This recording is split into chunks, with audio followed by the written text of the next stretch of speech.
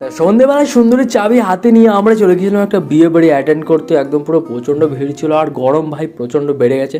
তারপরে ক্যামেরাম্যান মাঝখানে আমার ক্লিপটা নষ্ট করে তাই আমরা চলে এসেছিলাম তার জন্য খাবারের চেয়ার বুকিং করতে। তো চেয়ার বেয়ার বুকিং করার পর একদম আমরা চলে যাই পূর্ণিমার রাতে চাঁদ দেখতে দেখতে একদম ফুচকা খেতে। তো বদ্দা আমাদের চেনে, তো একদম পাতা পাতা ধরিয়ে দেয় এবং ফুচকা দিয়ে দেয়। ফুচকা খাওয়ার পর চলে গেছিলাম রাহুলের কাছে। রাহুল দেখি বললাম যে ভাই একটু দেখে শুনে দিস ভাই। তো তাই হোক, এটা ছিল মেনু কার্ড। একদম নতুন দম্পতিকে অনেক অনেক শুভেচ্ছা। যাই হোক, তারপরে আমরা গ্রিন স্যালাড পড়ে গেছিলো আর উদ্ধব দেখছিলাম আমাদের এদিকে দিচ্ছিলো। তো উদ্ধব ভাই তারপরে দিয়ে দিয়েছিলো ফিশ কাটলেট, একদম পুরো গরম গরম, ভালোই লাগছিলো খেতে। তারপরে ভাত সাথে দিয়ে দিয়েছিলো একদম ভেজ ডাল, আর দিয়ে দিয়েছিলো এঁচোড় মেটে। এখন গরম পড়েছে তো এঁচোড় মেটে ভালো লাগে।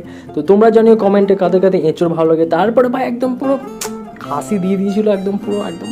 তারপর উদ্ধবই দিচ্ছিলো, তোকে বললাম মানে দেখে শুনে দে ভাই, কী করছিস।